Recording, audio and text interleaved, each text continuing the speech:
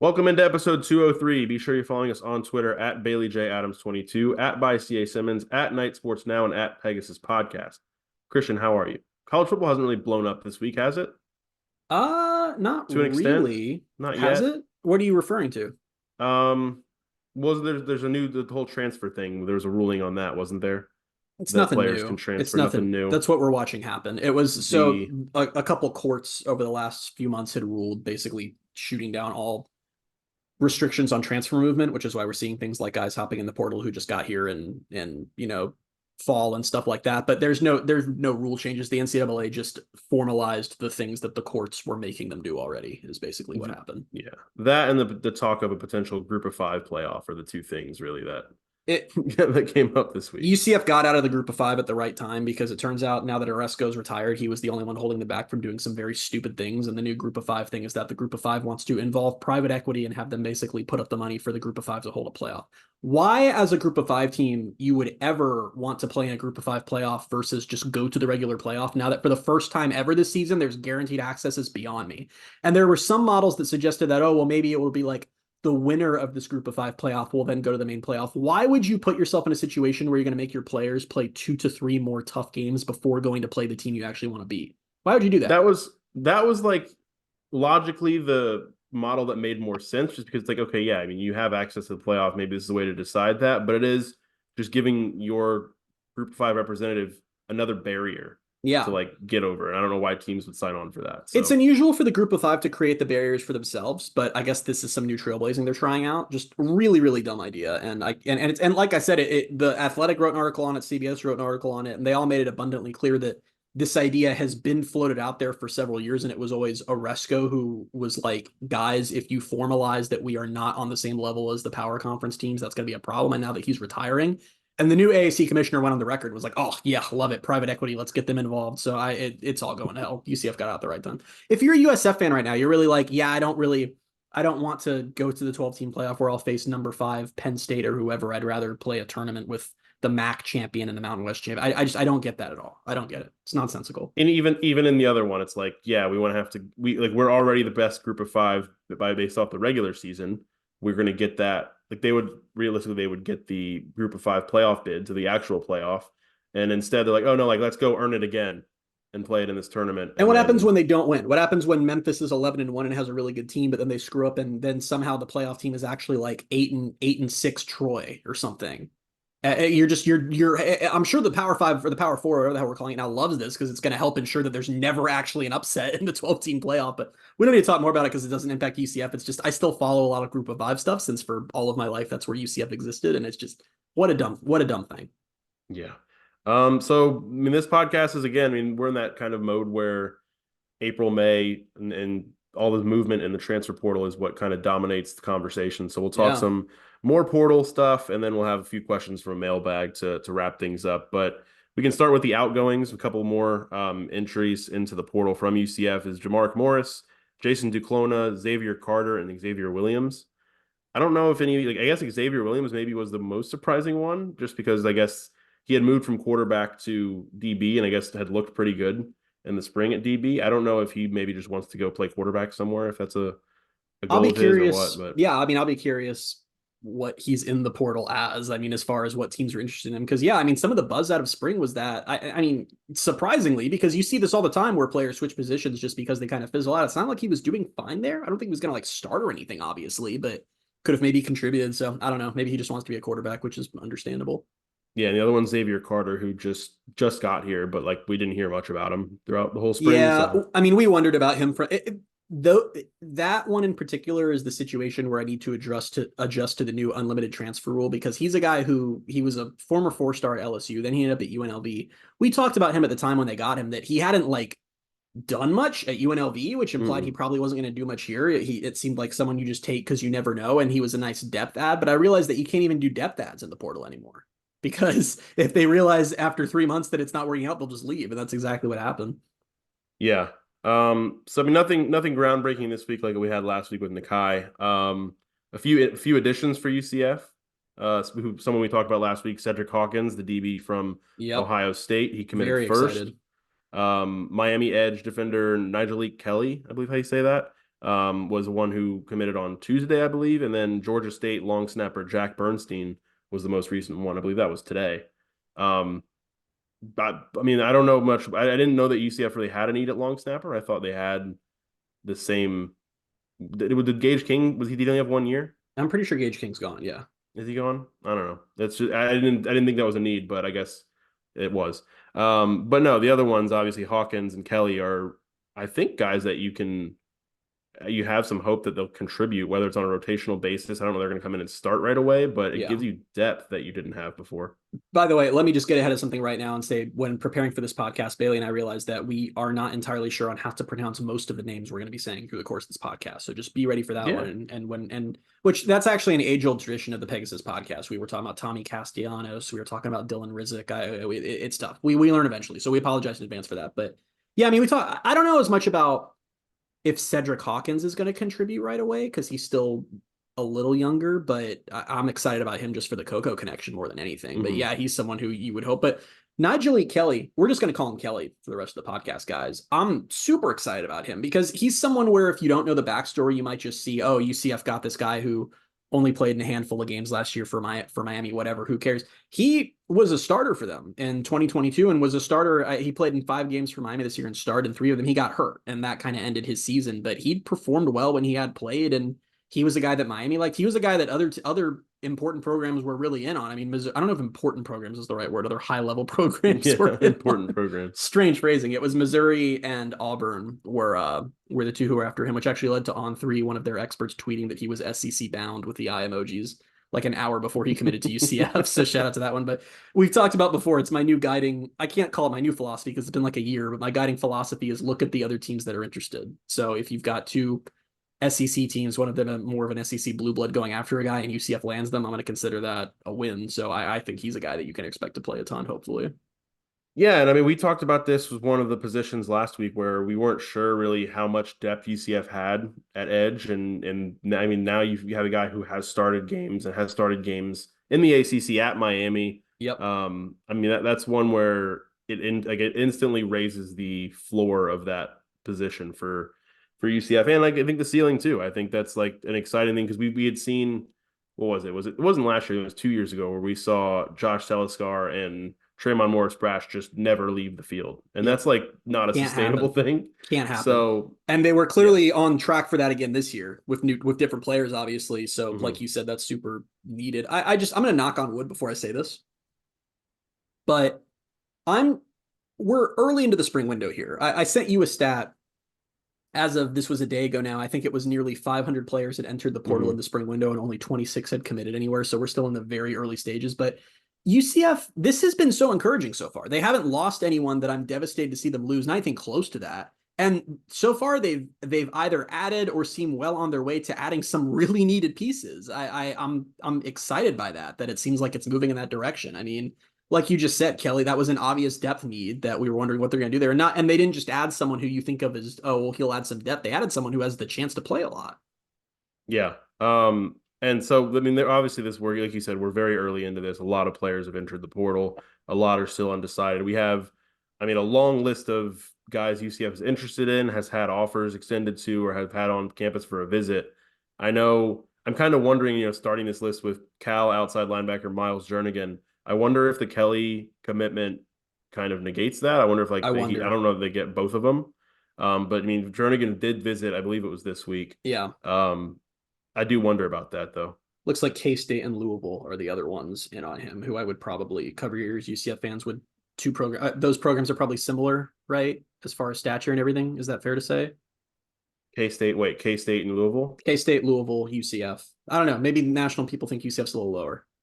Maybe, probably. I don't know. Well, in my head, they're of similar stature. So yeah, you're right though. I hadn't really thought about how now with Kelly coming in, maybe that's not as much of a. I've realized UCF strategy for the spring window. It's always interesting since this is all new, right? Like the spring window is 2 years old. All of this, so teams have to evolve. It seemed less like, and I think it's reinforced that UCF's really trying to win the Big 12 this year because it seemed less like, well, we need this, so we'll go get that. It seems like UCF is just basically trying to add any good player they can get their hands on. Like anyone that they can get involved with, whether that's a future ad or a this season ad, they're going in on. And I think that's interesting, and they have the scholarship spots for it. But yeah, so Yeah. I'm not like freaking out. I don't see that, and I'm like, I don't know, because there have been a couple. I know he was an outside linebacker, but there have been a couple linebackers that have sent out offers to, and I'm not like, oh, that means the room is terrible. I just think they're upgrading wherever they can. Yeah, I mean, not groundbreaking at all, but I'm all for adding as many good players as possible. That'd be a good strategy. Just get It's good funny. players. It's funny you say that because one time when I was in college, I started a Madden franchise with a couple of our friends, Evan and Zach, who I lived with at the time. And I followed UCF strategy that they're going for here. I was a trailblazer, and we were doing like a fantasy league. So it was like, I don't Mhm. know, like it's like you build your roster from scratch. And I told them that I'm not drafting by position. I'm just going to draft the highest rated player that's available in the game every single round. And by round 12, I had like six left guards and like still, so it didn't really work out for me, but I think UCF's probably going about it in a smarter way. So I'm good with it for Yeah. them. Yeah, I think there is there's some semblance of strategy behind it, not just let's get all the quarterbacks and get all the running You backs. say that, but Yeah, let's they're get kind of trying to do both those things. I guess so. Yeah, that was a funny thing the funny examples to use because yeah, the next one we can talk about is Miami quarterback Ja'Cory Brown, who has visited or is visiting. And this one kind of surfaced toward the end of last week, and Yep. you and I were both like, what, but why? Confused, Like, yeah, we're like, but alarmed. why? Um, and I think part of it is just like, I guess when you look at it, and it's really a very simple way to look at it, but I guess there's some truth to it. Is like there's behind KJ, there's no one who has played games really. I mean, Dylan Risk played a couple games in last year, and I think Ja'Cory Brown made a few starts, right? Yeah. At Miami and has played a little bit more, but he's got 3 years of eligibility left, I believe. And yeah, it was just one where it was like, oh, okay, I guess maybe they're going after a QB2 slash potential quarterback of the future. But when you look at that room, you have Dylan Risk, who's been here now. This will be his second year. I don't know Yep. why I feel like he's committed for so long that I thought he was here a year earlier. He was a very early Um, commit. and then Trujillo and EJ Colson, as two guys who you were hoping were going to be something in the future. So it's like if you bring in a guy who has 3 years of eligibility, you're adding more competition, but are you in the spot where you're going to drive one of them off already? I don't mean Yeah. seems like that's just happening all over the place. Which you will if you do Yeah. this. And I don't know. This take could age incredibly badly when it's 2025 and Ja'Cory Brown is this amazing star player for UCF and it's awesome. But I'm bothered by this for a couple reasons. The first reason is that at some point you have to just develop the guys you're getting through high school. And I don't think that UCF is necessarily bailing on doing that here. I don't think that going after Brown changes anything about how they feel about EJ Colson, but you're pushing Risk and Trujillo kind of to the edge here, where these guys you just brought in the last couple of years and you're already recruiting over them. And I kind of want to get because I know that it's harder to build depth in the portal era, but you don't need I don't know, like some UCF fans have been saying stuff, we just, oh my god, we need a backup quarterback, we don't have one now that Timmy left, what will we do? Dylan Risk could be fine as a backup quarterback. In 2017 behind Mackenzie Milton, UCF had no one who'd played a game. In 2018 Yeah. behind Mackenzie Milton, they had no one who'd played a game, and it worked out fine. Like Daryl Mack had never been on the field for UCF before 2018, and it was fine. I mean, it's just every quarterback starts as a high school quarterback, and I don't see this glaring need at QB2 that UCF's kind of acting like they have, and nothing that we've like heard from spring would imply that it's a disaster in that room. I don't know. I'm a little. I mean, yeah, like I said, this will all age horribly. If they believe he's really good, maybe they just say Yeah. screw it, let's go get him. But you know that someone else is going to leave the room over this. There is no way that they're going to stay at five scholarship quarterbacks for a season. I just don't buy that, especially not long term, especially not in the next season. So I don't know. It just feels like you're upsetting a room and for a guy that's pretty unproven. And it's something I said to you where I was like, I don't know. I just don't know. Most teams go into a year, I don't think they have a QB2 where they're like, oh yeah, like we're fine if our starter goes down. Like if you're in that position, you're very, very lucky. It's kind of like they're recruiting for like, and I don't think this is even that because he hasn't proven enough to be like, yeah, he would be, ages or miles better than any of the other guys they have in that room, better than Risk, better than, I mean, probably better than true freshman just because he's played some college ball. Right. But it's one of those things where if KJ goes down, regardless of who steps in, I think UCF's season is probably cooked.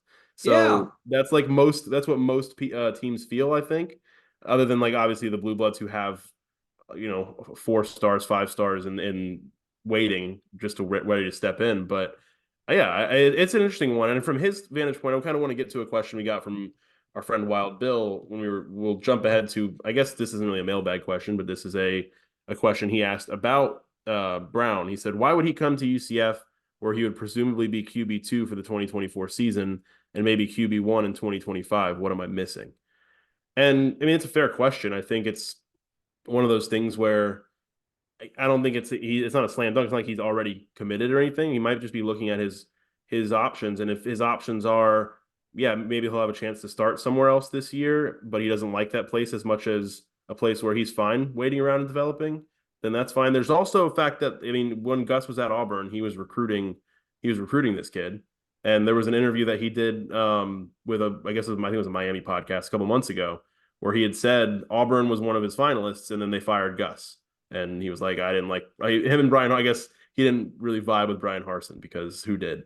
I know But UCF fans are still 50-50 on Gus Malzahn, and I think that's fine given how things have played out. But Auburn firing him has gone down as one of the more worst played out coach firings by a Power 5 program of the last few years. How badly things have fallen apart for them since then is funny, but because Harsin was a disaster, and they went and they were like, let's get Hugh Freeze because he's never done anything wrong, and he's great. Hugh Freeze, who now, for whatever reason, I don't know, like Gus and Hugh Freeze are friends, and they seem also determined to compete for every single player. Like UCF and Auburn are against each other for a ton of players, both high schoolers and transfer recruits, and UCF's like winning a lot of those battles, which as a UCF fan, great, but if you're Auburn, isn't that the worst possible thing for you to see? Is you fire a coach, he goes to an inferior program, then starts beating you for recruits? Like that's a nightmare. But they're just sharing binders of players in the portal, like, oh, what do you know about this guy? It's like, oh, we're going after him. He's like, all right, we'll go after him too. Do you think it's because they're friends? They just chat like you and me talking about work. Like he's just like, oh yeah, there's this linebacker I really like, and Gus is like, do you? It's just that they learn about players that way. I wouldn't think so, but I wouldn't think so either. But it's weird. But yeah, I will say that's one pitch you can make for Ja'Cory Brown is that, you know, KJ is going to graduate and then you don't have anything proven for next season, and maybe he's some. But I'm also of the mind of that the spring window is always weaker than the fall window. Why not just wait till fall and see which really good group of 5 quarterbacks, or maybe someone like KJ Jefferson, maybe someone who's starting at a Power 5 school right now who will be looking for a new home next year. Why not go get someone then? And maybe if you're UCF, you're just saying there's no rules anymore. We'll get Ja'Cory Brown, then we'll do that too in fall. But I don't know. There's something, I know that college football's changed a lot over the last few years, but there's just something really fundamental about getting a quarterback out of high school and developing them and playing them and they become a star. And I guess I'm still adjusting to the fact that it seems like UCF may just not be interested in doing that anymore. And like I said, I know I'm jumping ahead. I know they still have EJ Colson and, you know, fans are very high on his future and all that, but I just I don't know. I guess it's just what I'm getting at is that bringing in Brown now feels like you're already kind of bailing on Risk and maybe even Trujillo. And I don't know. I'm torn on it. I'm not saying it's not going to work out if they do it. I'm just a little torn on it. I don't even really know how I feel about it, honestly, because it's one of those things where it's like, I get it, but also it really is more so adding another guy to the competition rather than, waiting it out until the fall and saying like, all right, we're going to go find a starter, or we're just now going to have a competition between 4 different guys. What is it, next spring? And then one of them will probably transfer out after you're not going to have, there's no way that you'll have all 4 to next spring. I just don't think you would. Someone will leave in fall. I wonder why though. Because if you're what's changed about their situation other than the message the staff is sending? The message the staff is sending. If you're Dylan Risk right now and Timmy McClain transfers out and you're like, hell yeah, I'm going to be QB2. And then the staff, before they can even get to the season, is like, oh man, we got to go get someone. That implies to you that they do not see you as part of their future plans. Particularly when they also, Dylan Risk is not only dealing with them bringing a transfer, he's also dealing with, they just brought in 2 quarterbacks in this last high school class. It would be more so him than I wouldn't think anything would change with Riley that quickly. Riley's young enough that he'd stick it out and see what happens, but yeah.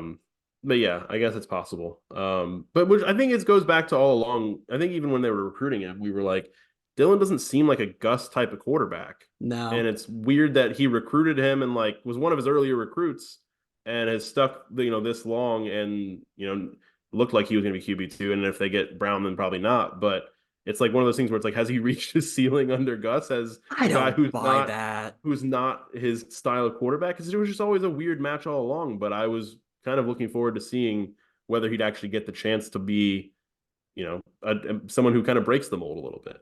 It's just crazy to me how many seasons in a row are we going to see UCF start a quarterback that they did not get out of high school? And it's not like that's a unique to UCF thing. A lot of programs are now going that route, but I don't know. The whole having to completely start over your quarterback search once every 1 to 2 years is just going to get tiring for me after a while.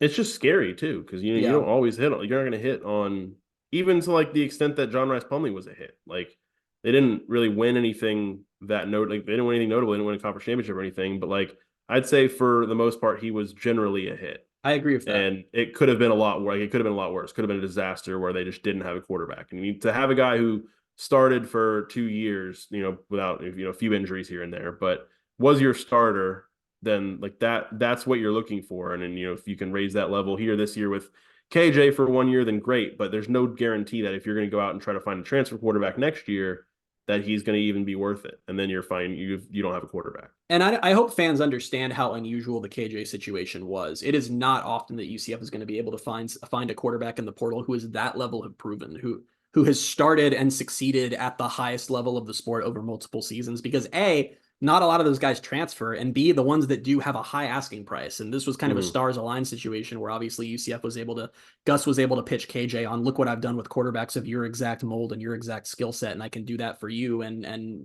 other connections that existed. I mean, that's not going to be a thing every 1 to 2 years. There are going to be years, like you just said, where UCF needs a quarterback and they go get someone and they do not hit and your season's screwed. So I think that, and again, I know they still have EJ Colson and Riley Trujillo. I know they are kind of on dual tracks here. The Ja'Kurry Brown thing to me is just a little, I don't know. It feels like you're upsetting some of your younger guys a little earlier than you maybe needed to. And I think more likely what you're going to see than the KJ thing is, obviously it didn't work out this way this year, but a guy like Grayson McCall, where he's at, a group of 5 school and he wants to move up to the Power 5, UCF might find a transfer quarterback that can start that way, who has proven it at the group of 5 level and then now wants to step up. But it is going to be difficult to find every year a starting quarterback from a Power 5 school who's been productive and done good things and wants to come to your school. It's not, and I don't think it's sustainable. So I don't know. The other thing is you bring up Grayson McCall, and they didn't get him though. Yeah. And he ended up staying closer to home. And that's the thing too, is you can be UCF and say we're a Power 5 program. We'll just see which group of 5 quarterbacks are doing well and go after them. But all the other Power 5 programs are doing that too, and a lot of them have more money than you. So that's not that's just not a reliable game plan year in and year out. I do wonder, and I guess maybe the last thing we can have to say about him, but just maybe it is one of those things where they like Ja'Kurry Brown's skill set. They think he's a guy who is worth maybe rocking the boat a little bit and bringing in. And I have to say that I'm not against it. I'm unsure. Yeah, is where I'm at. And now that we have done this podcast, I am quite certain that he's going to go down as the greatest quarterback in UCF history because that's just the luck we have. But you're right. I was going to say, now that we've done this podcast and spent 10, 15 minutes on the quarterback position, he's going to commit to, I don't know where tomorrow. I don't forget who else is looking at him, but I think he's committing elsewhere. I'm also going to knock on wood for this. I've just been assuming UCF's going to get him. You're right. That's actually the funnier one, is we just had this whole conversation. He will end up not committing here. He will go somewhere else. And then insult to injury will be amazing there. That's exactly what's going to happen now. But you're right though. We could be overthinking the hell out of this and coming up with this whole strategy. They could have turned on the tape and been like, "Hey, this guy looked good. Yeah, let's bring him in. It's worth it." So who knows? Other position that they've been seemingly going hard after for a reason that we haven't been able to discern ourselves yet. Running back. This one is nuts to me. I have no idea what's going on here. One of them was UMass running back Karon Lynch Adams, who committed to Michigan State and is now out. Obviously, UCF's out of it. But they were going, I guess, after him, who was very productive at UMass and one of the more experienced running backs out there in the portal. And then there's also Indiana running back Trent Howland, who was Indiana's starter last year. And so I'm like, UCF shopping for starting running backs sent up alarm bells in my head. An entirely unrelated news. Is that the right saying? Is it alarm bells? Yeah, sure. Okay. Why not? An entirely unrelated news. Shout out to RJ Harvey for winning the Sword Award for Best Male Athlete of the Year last night. Great for him. Yeah. I don't know. There's no rumblings. I know there were like if you had missed it, because it was, mostly just people throwing emojis at each other on Twitter. There were all the RJ Harvey rumors a couple weeks ago that ended up being nothing. And bring back shame. And I don't know what's going on. It doesn't seem like there's anything with RJ. Even if Johnny Richardson left, you wouldn't be like, we need to replace him with a starting caliber running back. Also, Gus Malzahn and the staff, I'd be fine with it. But Gus Malzahn and the staff have never, ever been a multi-running back room. There's always one guy who gets the majority of the carries. So I don't know why they're doing this. I don't know what they're pitching these guys on. It's scaring me because I have zero analysis to provide you here. I have no idea why they're doing this. And they're going after a bunch of guys. This isn't like just, and on top of that, one of the guys they went after, I believe it was K'Ron Lynch-Adams. Mm-hmm. One of them, I forget, has 1 year of eligibility left. So it's not Yeah. even like you can pull the, oh, well, RJ's gone after next year. I have no idea why they're doing this. I am deeply confused and alarmed. And that's why, and I said this earlier, and this is why I'm fine with them doing it if it's like, yeah, if Johnny's gonna leave, whatever. If they just want, I mean, obviously they have Miles Montgomery anyway, and he's, he did some pretty good things at Cincinnati himself. But it's like if they're bringing in one of these guys to be, the complement to RJ, and I know like they don't really work it like that, but it's good to have two running backs. I'm from UCF standpoint, that's fine, but I don't think they're going to get any of these starting No. running backs. Like I don't, like you said, I don't know what they're pitching them on. But if it's something where they're like trying to put feelers out there to be prepared for like RJ leaving for whatever reason, like that's where There's it gets scary. there's nothing to suggest that's going to happen except that UCF is offering really high level running backs. Yeah. So I'm not projecting anything there. It's just one of those things where I went from being in a pretty good mood to like maybe I have to be on edge until the portal cycle's over. I don't know. And it could, again, we like what I was trying to get at just now is just like it could just be them saying like let's just get as many good players as we can, like we talked about earlier, and let's just see if any of these running backs want to come here. And the But philosophy may have I don't changed. know. Like Tim Harris is now the primary offensive coordinator. Yes, Gus is running the offense, but Tim Harris is obviously going to have, be a part of those conversations. He's the wide receivers coach now, but he'd been a running backs coach for a long time. He might be pushing for why not go after these guys? Why not have a two-headed monster if we can? I mean, maybe there could be maybe RJ Harvey was complaining about how beat up he was by the end of last season. Maybe they felt like there were situations where they could have subbed in someone else and Johnny's not up to the task and maybe Miles Montgomery isn't panning out. I don't know. We could be overthinking it, but it's just odd to see a team that has a superstar running back offering a bunch of other starting level running backs in the portal unexpectedly. Yeah, I'm trying to find it on the fly here. Do you know if Trent Howland, the Indiana back, if he has any more years of eligibility? Yeah, he was a sophomore in 2023, so So that I one I get more. guess That one I get more, but because it is true that but even then they have this summer they have Stacey three. Gage and Yeah. Frankie Arthur coming in, so it just doesn't make sense. It just flat out does not make sense. All right, well, we'll see. We'll see what happens there. Another position where we aren't surprised, I guess, that they're going after a lot of guys is DB. There's been rumblings about Colorado's Cormani McClain. There's been Auburn, two Auburn DBs, Colton Hood and Tyler Scott, and they offered East Tennessee State DB Sheldon Arnold II. So, I mean, they're clearly looking to, I guess, part of it, I don't know if part of it is like, backfilling the spots. Nakai left, Jamark Morris left, Jason Duclona, Xavier Williams left. Like they just need to get more DBs in the room. I don't know. I think their starting group has still been largely untouched Yeah. by the portal. So maybe some of this is depth and forward thinking, like the next year, guys with a lot of eligibility left. But that's These are another also position positions that, where you're going to play a lot of guys. So I don't think this yeah, is alarm bells about the current room. We got to talk about Cormani McClain, who kind of weirdly, I don't know, if you're just a UCF fan and not a college football fan, you might not realize what a big deal it is to see UCF's name connected to him, but he's been one of the bigger names in recruiting in the last few years, in part because he was an incredibly highly rated player. He was the number 13 player in the country in last year's class. Obviously, that puts him at a 5-star. He would be like the highest rated player to ever set foot on UCF's campus, probably. I mean,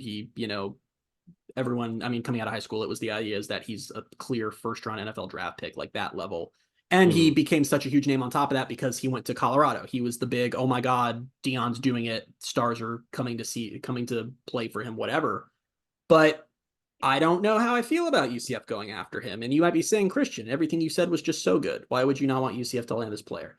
And it's because immediately at Colorado, all kinds of issues cropped up. There were all sorts of character concerns with him, and not just like off the record. Like Deion would publicly be like, "We have character concerns with Cormani McClain." So there was stuff about he would be late to practice or miss class or miss practice. He would miss classes, all kinds of stuff like that. And what's even more telling to me is that he goes in the portal, and most of the Power Four has completely backed off. He's not getting a ton of Power Four interest. Now that doesn't mean that he doesn't end up there, because I think that some team might just, I don't know, come in out of somewhere and be like, hey, we've decided we'll take a shot on him. But right now, I mean, it's been reported that it's really Memphis, USF, and UCF are the teams interested. So I don't know how I feel about him, because the best case scenario is you end up with a transcendent talent who can help change your program. But worst case scenario is you just introduce like someone who is going to cause problems in your locker room. And we've kind of been down this road of Terrence Lewis, and I'm kind of surprised the staff is considering going down that road again. Yeah, and I know there's been stuff since he entered the portal where he was like saying things about Colorado, like he said, I don't want to play for clicks, and like kind of just had basically was talking. And I mean, to Deion's credit, he took the high road. I mean, they asked him about it the other day, and he was like, I hope all of our young guys who leave, I hope they find places that are going to make them the best versions of See, themselves. And that's what scares me. If you are such a toxic player, you're convincing Dion to take the high road when you come up. Like Dion, that has me alarmed. so yeah, and he's from Lakeland, Florida. So he's another local guy. I saw something, I guess was it Memphis that they said was potentially going to offer him the chance to play both Yep. DB and wide receiver, which I guess maybe that could sway his decision. I don't know why. Is that Based like on coming that back? alone, Is that what? becoming a thing again? I guess so. Yeah. But just here and there. I don't know if it's going to be a super common thing, but I guess now they've seen people do it. I just don't know how sustainable it is. I mean, I it's feel like it's Travis Hunter at not. Colorado, right?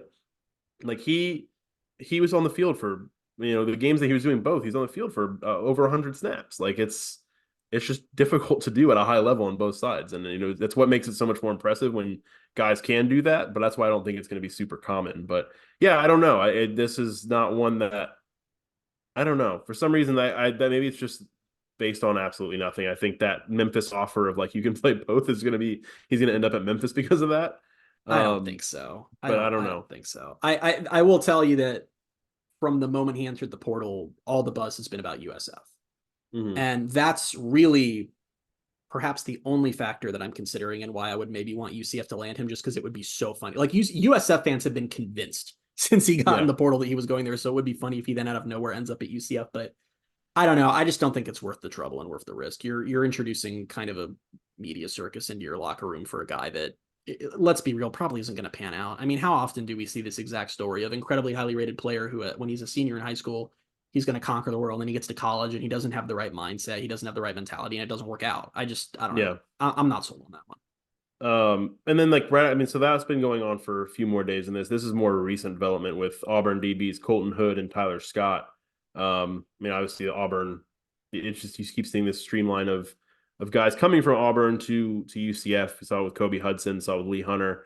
I know I'm missing some, but these two, from what I've understood, don't or didn't overlap with Gus. This might have been more of UCF's cornerbacks coach Trovon Reed because Mm. he's UCF's cornerbacks coach, obviously their position coach if they were to transfer to UCF, and he was something within like player development or player relations over the last like 3 or 4 years.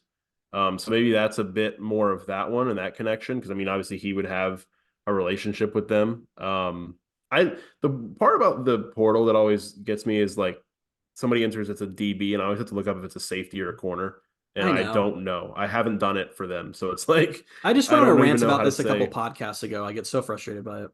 Yeah. So I don't even know what to say, like how to say, it looks like Tyler Scott's a cornerback.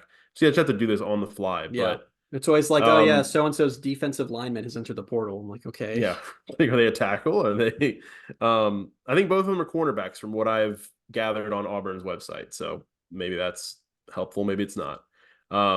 And then they offered today, they offered East Tennessee State's Sheldon Arnold II. So it's like they're casting a wide net here, and I guess in hopes of maybe getting one or two to come in. So If we're picking them just based on their name, it's got to be Sheldon Arnold II, right?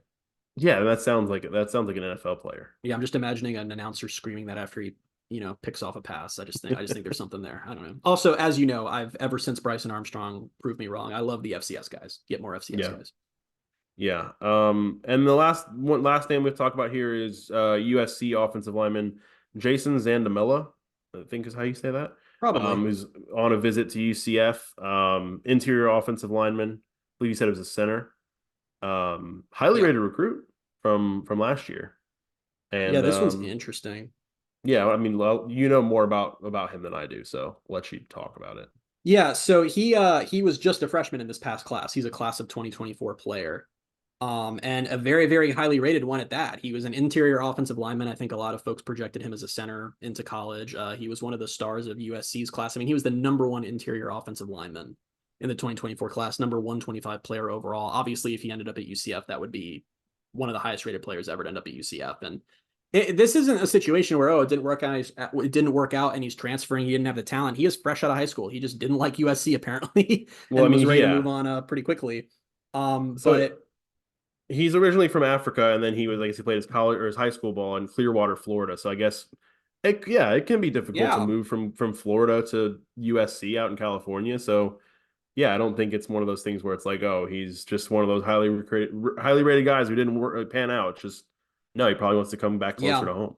that would be a big get. And I mean, the Athletic has him as the number 6 available player in the portal this cycle. They also have the schools going after him harder: Miami, Florida, and Georgia. So whenever you see that group of schools, and he's Yeah. taking a UCF visit, he's taking a UCF visit, right? Is that Yeah. yeah? That's good, I would say. So hopefully, I mean, that would be a coup if they could land him. Now I don't know how much help. I know we've been talking about how they need help this season on the O line. I don't know how much of a this season help he is since he's so young, but I think he's clearly a guy that I don't even necessarily want to box him into center because we've talked about a billion times that Herb Hand's just going to say you 5 are good, so we'll work it out. So Mhm. maybe we'll see what happens, but intriguing and potentially very exciting. Yeah. So I mean, I don't like it's weird because we spent a decent chunk of time on the portal interest, the guys they have interest in. But I don't know. It's one of those things where like by tomorrow, 3 or 4 of these guys could have committed elsewhere. So Yeah, I don't think we that's have why to these stay on podcasts are fun. too long. Yeah, Listen while you can, because you never know exactly. when it's going to no longer mean anything. But with all that, we don't have to stick with it any longer. We can get to some of these mailbag questions that we got. We asked you guys for questions, and again, you guys did not disappoint, except for Clay Pasco. Some of the questions you asked disappointed me just on a personal level. Um, all right, let's start here with Charles Z. This is Charles Zoller, who we've even a few questions for him before future podcast topic of ours that we're going to do. So Charles asks, does Gus / Terry's legacy rest on the Gator game this fall, especially since they seem beatable and this is easily, in my opinion, the biggest game yet? I mean, I Yeah, don't know if right. we I think it's we yes. I do. we talked about that a little bit, I think, on a previous episode because it's like it's maybe on more of a I don't know, maybe more of a minor level, which we're just talking about this season because we said like a lot of the way this season is going to be looked at will be determined by that Florida game. Like they could go 8-4, but if they beat Florida, people are gonna be like, oh, I mean, most people I think would say like that's a huge. But if they go, I don't know, they go 8-4 and they lose to Florida, then you're like, oh, that's a failure. It feels like You the know, entire 2024 season and 11 of those games are really just prelude to the Florida game. And it does. Because you're right, yeah, because it's what you just said is that game is going to determine how the season went. I mean, there is a situation where, not a realistic situation, but say they go 11-1 and the one loss is the Florida game, fans are going to be mad. And I'll be one of them. And that's ridiculous that that's the case, but it's just that important. I can't recall another regular season game for UCF that carries the weight and importance that this one does, both from a long-term and short-term perspective. I mean, winning that game will change UCF's brand. It will. especially a regular season non-conference game. In Because the like there have swamp. been, yeah, In the there have swamp. been big conference games. There have been all that, but yeah, a non-conference game in Gainesville, and yeah, it's just gonna feel, and they do seem beatable. Just and that's Yeah. based off of, I mean, not much yet. I guess obviously it's April. It feels like, I mean, UCF has a quarterback who beat them in that venue last year. So that Exactly. feels encouraging. And also, Gus Malzahn seems to do this thing where he understands the games, like the really big ones. Like UCF will win this and then lose to Iowa State. But I don't know. It's everything. I mean, it's going to change recruiting. It's going to change how, I mean, players are already taking UCF really seriously, but that's going to really cement that UCF is on that level and open up even more players to them. And from a brand perspective, I mean, it really is. It's just going to signal. I'm not saying that UCF's going to win that game and the next day all the national media are going to write an open letter apologizing for ever having doubted UCF and that it's now a Big Four or anything like that. But it's little steps like this, and it just getting that win is going to cement UCF as part of that club. And that's so valuable. And honestly, if UCF loses the game, now you could argue that, okay, well, nothing really changed, but they got to win that game. They have to win that game and show that they are on that level of Florida State, Miami, and Florida now, that it's no longer their little brother that they're there. They have to. They absolutely have to. I want them to win it so like it's unbelievable. Like I don't know. I'm trying to think non like playoff of all the games that my favorite sports teams have ever played. This is one where it's like I think this is one that I want more than almost any other game. I think I might want it more than I wanted the Peach Bowl, and that's nuts, but I think I'm there. I really do think I'm there. It's just yeah. I still like sometimes I just think of that. We're 5 6 months away, 5 months probably almost away from it. And I just think of it. Sometimes it pops into my mind or I look over on my wall at the schedule and I just kind of get this like pit in my stomach where I'm just like, Yep. oh, like I already start to feel the anxiety from it. And That's kind of So dumb and I stupid to went. admit, considering I have no control over anything that happens in that game. It's just like I'm already nervous for it. So I went this past weekend. I went to a brunch thing with some of my parents and a couple of their friends because like someone like Some of my parents. my parents and some of their friends. Did I say Yes. some of my You said parents? some of my parents, Okay, yeah. my parents and some of their friends. Excuse me, because it was they had an extra ticket because someone backed out. My parents were like, "Do you want to come have a free brunch?" And I was like, "Hell yeah!" Yeah. So so I went, and they're all UCF alums. It's like my dad's college friend group, so they'll like talk to me about UCF stuff. And the first thing and only thing they want to talk about is how about that Florida game? Are we going to the Florida game? Do we think we're going to beat Florida? Are they going to win that game? What happens if they don't win that game? Man, Gus better like that's the conversation. It's like I just think that's where the fan base is at. It's not even like, oh man, I can't wait for the 2024 season. It's like I can't wait for the Florida game. So they kind of need to Yeah. win it. Oh, it's just yeah. I think I'm gonna. I haven't decided officially yet, but I think I might watch that one from the safety and comfort of my own home, just so that I don't. You don't want to go? I don't know. I don't know if I do. I'm going to apply for a credential for the game. I may not get it because I am not Florida media, and I suspect that they will be unlikely to credential a large number of UCF media, and I'm going to let fate decide. If I get credentialed, I will go cover the game. If I don't get credentialed, I will watch it also from the safety of my home, Yeah. possibly wrapped in a blanket. I'm probably going to want to be alone for it. Like, I don't think I want to Yeah. watch that game with anybody. I don't think I'm going to have anybody. I don't think I'm going to have anybody over. I don't know about you. Yeah. It feels like one of those things. Like I was talking to my parents recently, or maybe it was just my dad that I was talking to about the ticket prices for that game and how it'd be for if you buy them through UCF for an away game ticket, they were like 105 each. So I would pay $210 for two tickets. And he was like, you just put that money toward like inviting friends over and like kind of, getting food for it and just kind of like doing it that way. And I'm thinking, I'm Nah. like, I was like, I don't think I can have company over. We've I run don't into know. this in our lives, and I'm sure if you're listening to this podcast, some of you have as well, where you watch a UCF game with people who are your friends or acquaintances, and they don't understand what this is to you. It's not like let's chat about how your life is going. Like leave me the hell alone so I can watch the football game. This is the boat I'm in. But Yeah. I'm also maybe just insane.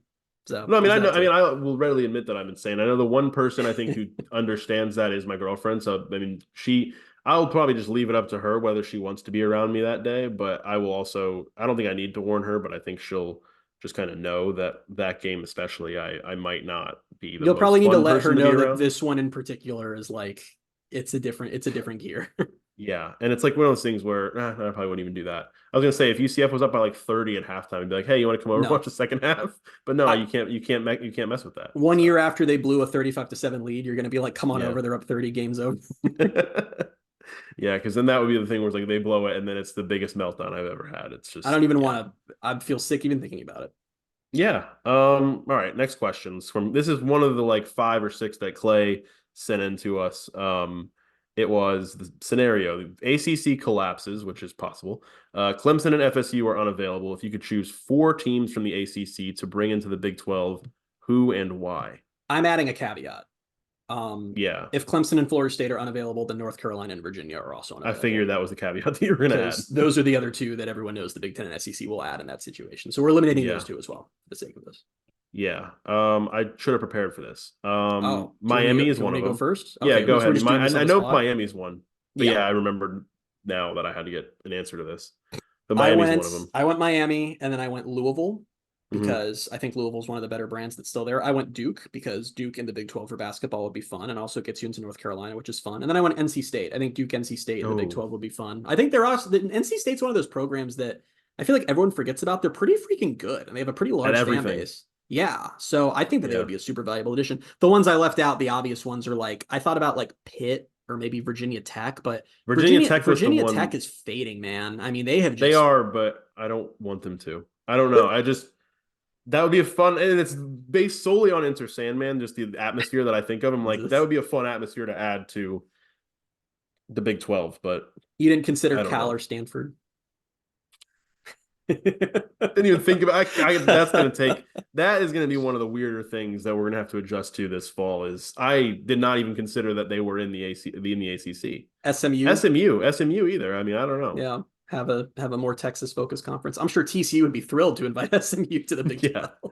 12. Um yeah, I think I don't know. When I was thinking of the list as you were listing yours, I would 100% agree on Miami, Louisville, and Duke. NC State's probably a better choice than Virginia Tech. I just wanted to selfishly add Virginia Tech. I think 20 years ago, Virginia Tech's a shoo-in. It's just that they Yeah. are one of those programs where they don't even really get talked about anymore. Like it's not even like, oh, and like Well, I Nebraska's mean, been bad. It's just all the advantages that made them good 30 years ago are gone and they're just fading. I just don't think there's anything. It's like it's too bad that the fan base is still pretty large because I don't think that program has any path to getting back to being relevant in a meaningful way. this is something that probably no one else listening to this podcast will care about. But I just and they probably won't even agree with this, but I feel like it would be good for college football if they were better again. I'm going to level with you. There is nothing I hate more on this planet than when I'm listening to a podcast and someone says the words, it's better for college football when this program is good. Because the answer is no, it is not. Yes, it is. In 150 plus years of college football, we have gone through many eras of different teams being good. Some of those teams go away. It's never better when certain teams are good and certain teams are bad. It's always popular. College football is not better when Miami is on top of the world. College football isn't better when Texas is. There are always other programs to fill that void. Miami, Texas, Virginia Tech went away, and Clemson and Georgia rose up. Like that's how college But football works. I don't think it's more fun. Like I don't know. No, you can argue it's regionally be better. Like I think I don't think it's healthy that the vast majority of national championship contending teams are in the Southeast. I think there need to be national championship programs across the country. But as far as like specific program is good, so college football is better, I've just never agreed with it. It's just I think it's part of it's burnout because it's like I'm tired of watching big games at Clemson. Oh, that's not true. Clemson's a bad example. I don't think you can pull burnout when we just had a playoff with Texas and Washington. No, but I think my main point is I want to watch a big game happen at Virginia Tech. What about when they lost to Old Dominion 2 years ago? That was fun, I guess. It was a big game for Old Dominion. Yeah, that's not what I mean. It's just I don't know. What is this podcast where we open talking about the group of five and whether they should do a playoff or not? Now we're deep into Virginia Tech and whether or not college football is better when they're a part of it. We can trace all of this back to either Enter Sandman for one and to me going to the ACC championship game when Clemson played Virginia Tech and being a Virginia Tech fan for one night and being like sad when they lose now. I was also at that game. One night. But we did not know each other. Yeah, I'm here to tell you right now. That is one thing about Virginia Tech that I always have to remind myself is that you care about them because I have no feelings about Virginia Tech one way or the other. And it's one of those things that I can't tell you the last Virginia Tech game I watched, but when I see that they lose, I'm like, oh man. I watched that Old Dominion game. I can tell you that. Yeah, I do. I remember watching that game, but that couldn't have been the last one. They did have the big one. It was 2021. They opened the season against North Carolina and beat them. That was a big game. Okay, it's beating North Carolina. Football came back. It's beating North Carolina. That year, because that year North Carolina was supposed to be like really good. Yeah, I believe UCF was supposed to play them that year. It did not. Yeah, of course not. They never play North Carolina. 2 questions. This is from Nighthand Luke, and these are good questions. 2 questions. Is McLean from Colorado worth the perceived baggage? I think we kind of covered that. I think we covered already. that. I'm in the no category. The other question is good. Well, that one was a good question too. We already covered that one. This is a really good question. You have $1,000 to bet on a UCF money line for a UCF conference game or UF game, but must do so today. What are your top 3 choices of games to put your bet on? Joke's on you. I'm taking $1,000 and buying Gator tickets. I have 3. It wasn't easy, but I have 3. I have 3, but I'm not confident in any of them. Okay. I'll say my 3 and you tell me if you also have one of them. Okay. Cincinnati. Yes. Colorado. Yes. BYU. No.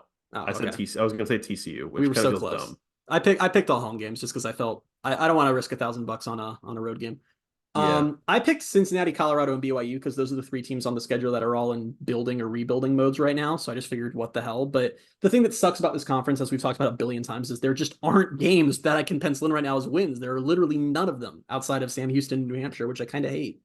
I considered BYU instead of TCU, but I don't know. For some reason, I just feel like they might just all of a sudden be good for no reason. Do you know what's so stupid, like remarkably stupid, is I look at BYU on the schedule and I'm like, it's like a group of 5 team. I can't say I agree. I have not done that. Really bad. And it's not accurate to reality, but it's just the way I am. There aren't a lot of games to consider this for. I mean, I absolutely wouldn't do it for the Florida game because that game's already going to be devastating enough if UCF loses. Much less Iowa State, no way. No. What's up? What else? Arizona's supposed to be good. Maybe it's the space game. Maybe I do it for the space game. They don't lose space games. Arizona is supposed to be good though. I know they lost the coach, but they got good players coming back. But It's the space That is game. that actually you could make a case with the space game. They've never lost. How can you bet against that? I might change that. I might go to Arizona instead of TCU, which is stupid, very dumb I was because never a Arizona's a much believer. better team. I was never a believer in the whole undefeated space game thing because I understood that UCF. I don't know. I've never known for a fact if it was strategic or not, but tended to place that game against teams who they were obviously going to beat and always did. But I don't know. They number 15 team in the country this year and they destroyed them. So I'm fully in on the space game magic now. I don't think they can lose that game. Yeah. Yeah, I think that. I mean, after last year, I'll probably put $1,000 on that maybe Yeah. if someone's going to give me $1,000. But the real smart answer is pocket the money, or just bet 200 and then pocket the 800. All right, this is I believe the last question we have. It's from E Alvarez 1211. If Gus were to leave or retire at the end of the year, who would be your dream coach to replace him? You know what? It's good we're talking about this because I think we might have to talk about this during this season. Yeah, and it's funny that like if this is the starting point of this conversation, if we're gonna have to keep talking about this, my answer is I don't know. Let me just say that I have no information. This isn't based on like, oh, someone told me Gus is going to hang it up. I just have a weird feeling. I don't know. I've told you about this. I've had this feeling for a couple months, and I don't know. Yeah. I have a weird feeling. So I'm wondering if we'll end up having to talk about this. We'll have to see how people do this year. If USF is as good as people think they are going to be, I think Alex Golish would be a very strong choice. I also think it would be hilarious to steal USF's coach. It's kind of a dream of mine. I don't think there are any like solid retread options out there right now. Someone like Gus, who he was really good at larger school and is looking for a job. The only one I throw out there who's not like that would be like maybe like Jamie Chadwell at Liberty. He was really good at Coastal Carolina, then left for Liberty and immediately took them to an undefeated record. He's one of those guys where his offense is kind of weird. It's like this like sort of modified triple option that kind of scares off some of the larger schools. But I'm like, screw it. He wins a lot everywhere he goes. Why not bring him in? The one that I've told you before, and I don't think it's a realistic choice, but the one that I've had my eye on for all since Ed he left Orgeron. is GJ Kinney. Yeah. Ever since he left and how quickly he's done well. And he went from because he was only at Incarnate Word for one season, right? And then he went to Texas State. Yep. And so far has been good both places. And I think he is just kind of a Texas guy. I don't know that he'll ever leave Texas again. So I don't know if that's realistic, but that would be the guy that I'd have my eye on. I gotta do some more research here. I gotta build my big board of coaches for before the season gets here, because then I'll have to watch how they're doing throughout the year and adjust accordingly. Which it'll be someone that if it happened, for example, it'll be someone we're not even thinking about right now. Like Alabama, if you told them 1 year ago today that Jesus, no. Clemson's gonna fire him and he's absolutely gonna not take his NIL non-believing to UCF. Like if you had 1 year ago today told an Alabama fan, I come from the future, Nick Saban's retiring, and they go, oh man, I'm gonna really enjoy this last season. And who do we get to replace him? And you go Kalen DeBoer. And they would go, who? They wouldn't even know the name. Yeah. So it could be someone that we isn't even on our radar. Cursory mention of Scott Frost. Yeah, everyone listening right now is smashing their driver's wheel, or what is that called? Steering wheel. I completely lost. Do you ever get that where you just lose a really basic term? Like I just couldn't. Their driver's smashing wheel. Their driver's wheel as they're on their way to have dinner with some of their parents. Oh man, I feel like I've not been able to talk this podcast, but yeah, I know some of you are smashing your steering wheels right now, screaming, "Why have they not brought up Scott Frost?" And the reason we haven't brought up Scott Frost is because there's no way you could reasonably hire him with his body of work at this point. But yeah, we can throw that name on the list. Yeah. Also, college football is a completely different reality than it was when Scott Frost was last year. There's no indication that he would have success if he came back. It's a completely different reality than the last time he was coaching. Think even about more that. Has changed since he was fired from Nebraska that he has to adjust to. So I don't know. I'm still rooting for him to get a job or get an analyst position somewhere, because I don't know. I want him to be back on track to be a head coach again. If he could have taken these last couple of years, and maybe he will at some point, of getting a job and rehabilitating himself a little bit. I think the issue is that he probably was upset. The way that sounds is so funny. It's like, I wish he'd gotten go get a job. Like, my gosh, Scott Frost, get a job. I don't mean it like he's a bum. I know he has a lot of money. I just, you know what I mean? I've assumed the reason he hasn't gotten one is because Scott Frost probably got fired for Nebraska and was like, I better go be the offensive coordinator at Power 5 school now. And the reality is probably closer to maybe a G5 OC or a positions coach or even an analyst, and he might not be ready for that. But you got to start somewhere. Like if he'd spent the last few years working his way back up, then I could talk myself into it. But there's no way UCF could hire him right It would now. have been so funny if he would have gone to Iowa as their OC. I listen that if you told me right now, Christian, big news, you have to be an offensive coordinator somewhere, I would pick Iowa because I can't do worse than what they've done. Like there's Yeah. nowhere to go but up. You could Literally nowhere to go improve but to up. like their offense scoring 10 points per game, and you'd be like, wow. Their I'm offensive talking about coordinator offensive points. signed a contract saying that as long as the team averaged 25 points per game, and that included any points scored by the defense or special teams, he would get to keep his job, and he could not do it. Yeah. It's phenomenal. That's not good. I think they scored 18 points against Utah State or something like that. I'm just saying. If I was taking a job, I'd take that one. Listen up, Scott Frost. I can't wait for college football to start. I know, man. Just watch some Iowa football on a Saturday at noon. I always end up watching it. You joke, and then I end up watching a good amount of Iowa over the course of the season. Yeah, because you just get the morbid curiosity. Even if you haven't turned it on yet, you see the screenshot of like the first 8 possessions, and you see punt, punt, punt, punt, interception. I don't know, missed field goal, or actually no, they make field goals, so maybe a field goal, and it's like 3-0. You're like, all right, I'm gonna go watch this game. This is gonna be great. Locked in. All right, football news. That was the questions we got. Did you have any more questions you wanted to answer? Those were the ones that I. There were a couple other, but I also have a heart out, so I am not going to prolong the podcast. All right, well, we'll breeze through the football news real quick. 4-star Cocoa wide receiver Javon Boggs, or Javen Boggs, I think you might have to say that, listed UCF in his top 7. He had UCF, Georgia, Florida, Missouri, Notre Dame, Texas, and USC, all the blue bloods. And Missouri. No, Missouri, yeah. That's right. That is just seeing UCF, Georgia, Florida, Notre Dame, Texas, and USC on a list is crazy. And Missouri. Yeah, like you mentioned earlier, the Swords Awards was last night. RJ Harvey won for Male Athlete of the Year. Stephen Martin, who has hit the portal, won the John C. Hitt Male Scholar Athlete of the Year award. William Wells won the Dr. Richard Lapchick Servant Leader Award, and the UCF football as a team won the Excalibur Cup Award, which I think has to do with the work they do in the community and stuff. And then John Walker won Male Freshman of the Year, which was not really surprising. It's probably in his NIL contract that UCF has to give him any awards that he's eligible for. Former UCF wide receiver Ryan O'Keefe is joining GJ Kenny's staff at Texas State. So love to see that. That's awesome to see. Hopefully that means when GJ Kenny comes to coaches UCF, then Ryan O'Keefe will come back. I was actually going to jump to, why doesn't UCF just hire Ryan O'Keefe next year? That's just really cool because like I've always think it's cool whenever you see like former UCF players become like GAs or become do anything, getting on the coaching track. But with the way his career ended, just how devastating that was, like seeing him get a spot here with Texas State with a coach he's familiar with is really exciting. Because I always really liked Ryan O'Keefe as a player and as a person. He always just seemed like a good guy. So. I also don't think he's a guy. I don't think UCF fans hold any real ill will towards him for transferring. Maybe some of them do. I wouldn't think so. Like I don't think there's anything that they should be mad about there. Yeah.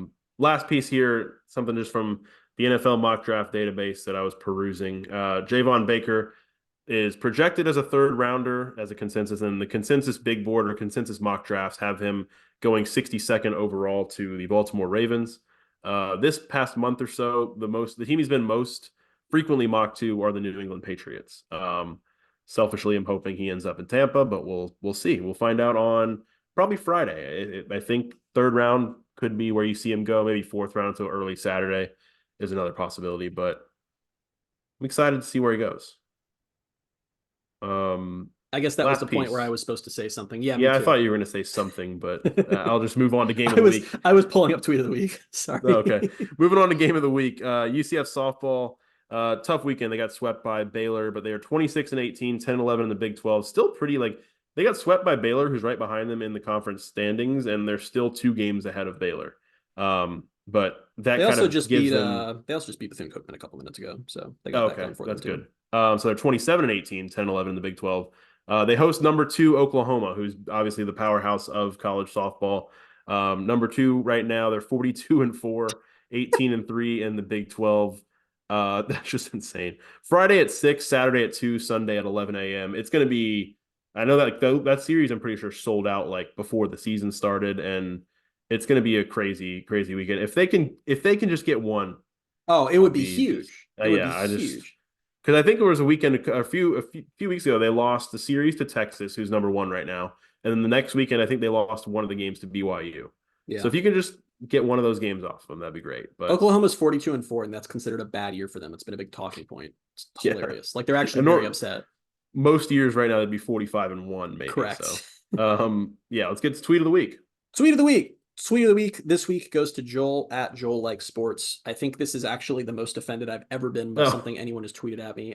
I saw a tweet about Yik Yak yesterday. If you don't know what Yik Yak is, it's because you're either younger than me or older than me. Really, only someone exactly my age would know what Yik Yak is. And it was a social media app that got like very big, like basically for like 2 or 3 years. It's like an anonymous geographic based app. Like it would be big on college campuses. Like you log in and anyone can just post a thread anonymously and you just talk about stuff. I don't know what the hell the appeal was, but you're like 19 and you're like, oh, this is cool for some reason. So I posted a story about how when I was in college, I somehow got the username Olive Garden on Yik Yak. I was stunned no one had registered it, so I took it. And I for like a year, I would just whenever I was bored, I would go into the UCF Yik Yak and just any thread, I would just redirect it to Olive Garden. Like someone would be like, oh, I got a nursing school, and I'd be like, congrats, you should celebrate by going to Olive Garden, and just like do that on every single. I have no idea why I did this, but anyway, I posted that. And Joel replied to me and said, I thought you were like 40. No way you were on that app. 40? 40? that's like Man, yeah. I'm not having a good time. We've been talking about for a few podcasts now how turning 27 has really made me realize my age, which I know is a ridiculous thing to say, and that did not help. Just did not help. Yeah, I was explaining this the other day to my mom that like I don't get carded when I go out anymore, Mm. which was kind of been an adjustment to me. 'Cause it's like, oh, I just kind of look old. And then I replied to your tweet with this, and I'm sure that maybe it was just kind of just a dumb high school thing. But I went to my cousin's game for baseball game for senior night last week, and I showed up. I'm carrying like a fat head of his, which I guess maybe is maybe why they asked me this question. But I get asked, "Oh, are you a parent?" by these high school kids, and I was like, "No, I'm a cousin." And I was like, "Do I look?" I was like, "Do I look like I could be a parent of a high school kid?" Okay, but to be clear, you're oh right, it's a high school kid. Because I was gonna say Yeah, 26-year-old. I didn't even think about that part of it. I was like, you can have a kid yeah, when you're 26. no, Wow, I did not think about that um, part of it. Oh, that's yeah. tough because So that puts you yeah, at least like 40 something. Ooh, exactly. So there was that, and then last night this kind of helped. Last night I was at the Rays game with my dad, and I got asked by like the one of the wait service people came over and was like, "Oh, do you need anything to drink?" And I was like, "Yeah, let me just get a Jack and Coke, like just whatever." And she goes, "Oh, like can I see your ID?" And I was like, "Yeah, yeah." And so like the first time I'd been carded in a while, and she probably like because you looked were at it and with she your was dad. like, "Yeah." She was like, she's looking at it and she goes, "Oh, that would make you what, 25 or 26?" I was like, 26. And she goes, "Oh, you don't look 26." And I was like, "All She right, I goes, you feel a actually little look better." much older. Yeah. Yeah, yeah. Well, Um, we were talking about because there was that trend that kind of annoyed me after a while that was going through like particularly so UCF Twitter, the me not 19 versus me now, which just I don't yeah. know. It seemed like it quickly turned to excuse for people to just be like, look how young I look. Like I didn't say anyone who looked horrible posting that. But I showed you the photos because I pulled up a photo of me at 19. I look exactly the same. And the issue is that it's not that I still look really young, it's that I was just an old looking 19-year-old. Like but I look exactly It's the damn same. yeah, just yeah. So that sucks that you were. That had to have been an exaggeration. They might have thought that you were I like hope to God. I seriously was like, I'm 30, changing my profile pic on Twitter, and 32. I'm not even joking. I You don't am even look changing that it. old in that picture. You're wearing a suit and you look like you're probably in your late 20s, Yeah, but it's maybe because I'm in the suit. I 30. need to change it to where I'm wearing something more casual that a One of 40 those year old would spinner normally hats wear. like Like like a kid. the like, how do you do, fellow kids? Me. Yeah. Put on a backwards hat and carry a skateboard over your I shoulder need to like and be in put on a suit. like a trendy hoodie or something. I don't even know what the I kids are just wearing these days. I What? just figured me putting that picture out there of you wearing like a little spinner or backwards hat and carrying the skateboard, that's going to be the meme that UCF Zach Oh, please does don't. this Don't year. do He's going to it. do it, I don't want or it. this week. I mean, Nope. That that's was what's going not to. a challenge, by the way. It wasn't a challenge, and I didn't even do that intentionally. But I thought immediately, like I was like, someone's going to On that Photoshop that, and I was topic, like, it's going to be him. on the topic of I love how I have to end the podcast now. Like I'm going somewhere right after this and it needs Yes, to end now. So of course I'm continuing it. But on the topic of our listeners creating things, shout out to Clay Pasco who threatened on Twitter to make an emotional video to me talking about UCF building traditions in real time and then actually did it and DM'd it to us. It was really very good. good. I Yeah, need to tweet it at some point. It was a very, very, very good video. I it's was stunned. really really well done. My contributions to it were saying yeah at one point and then laughing at the very end of it. So, wish I would have done a little more there, I think those but two things really made the video, to be honest with you. We got to get out of here because you got somewhere to be, and we've talked about all the things we need to talk about. So that's when we end the podcast. We'll be back next week with episode 204. Be sure you're following us on Twitter at BaileyJAdams22, at @ByCASimmons, at Night Sports Now, and at Pegasus Podcast. Thank you guys so much for being with us, and we'll talk to you next week. Bye, everybody.